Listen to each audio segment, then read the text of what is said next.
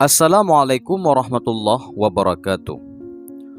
Mengenai kisah Nabi Yusuf lebih lanjut, Allah Subhanahu wa Ta'ala berfirman dalam surah Yusuf, yang artinya, dan Zulaikha yang Yusuf tinggal di rumahnya menggoda Nabi Yusuf alaihi salam untuk menundukkan dirinya kepadanya.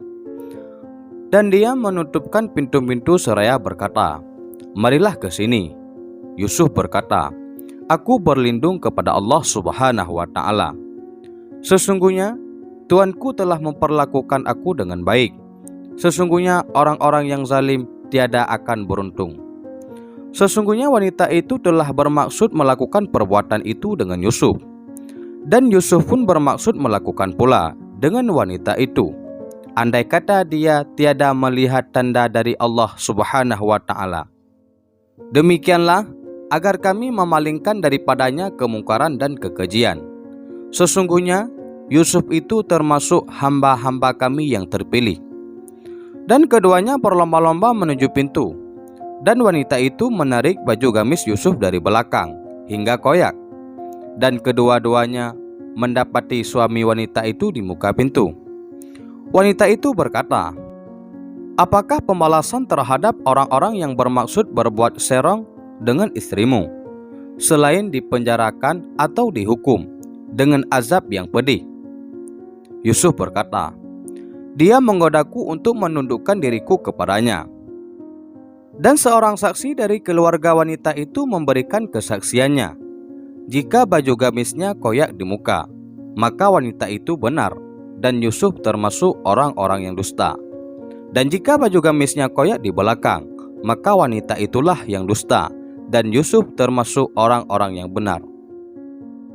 Maka tatkala suami wanita itu melihat baju gamis Yusuf koyak di belakang, berkatalah dia, "Sesungguhnya kejadian itu adalah di antara tipu daya kamu. Sesungguhnya tipu daya kamu adalah besar. Hai Yusuf, berpalinglah dari ini, dan kamu hai istriku, mohon ampunlah atas dosamu itu, karena kamu sesungguhnya termasuk orang-orang yang berbuat salah." Dalam ayat tersebut, Allah Subhanahu wa Ta'ala menceritakan rayuan istri Al-Aziz terhadap Nabi Yusuf alaihi salam, dan ajakannya untuk melakukan perbuatan yang tidak pantas ia lakukan, dipandang dari status dan kedudukannya. Lagi pula ia seorang wanita yang sangat cantik, kaya, bermartabat, dan masih muda. Bagaimana ia menutup pintu-pintu kamar yang di dalamnya terdapat dirinya dan Yusuf, lalu menyerahkan dirinya kepada Yusuf dengan segala rayuan dan godaan. Sementara itu, ia dalam keadaan mengenakan pakaian yang sangat bagus, elok lagi mewah, padahal ia adalah istri seorang Perdana Menteri.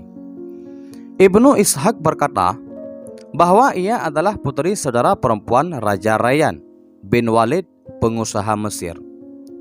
Sementara itu, di sisi lain, Yusuf adalah juga seorang pemuda yang sangat tampan dan rupawan, dengan performanya yang sangat menarik hati setiap mata yang memandangnya. Hanya saja ia merupakan seorang nabi dan keturunan para nabi, sehingga Allah Subhanahu wa Ta'ala memeliharanya dari perbuatan keji, serta melindunginya dari tipu daya wanita.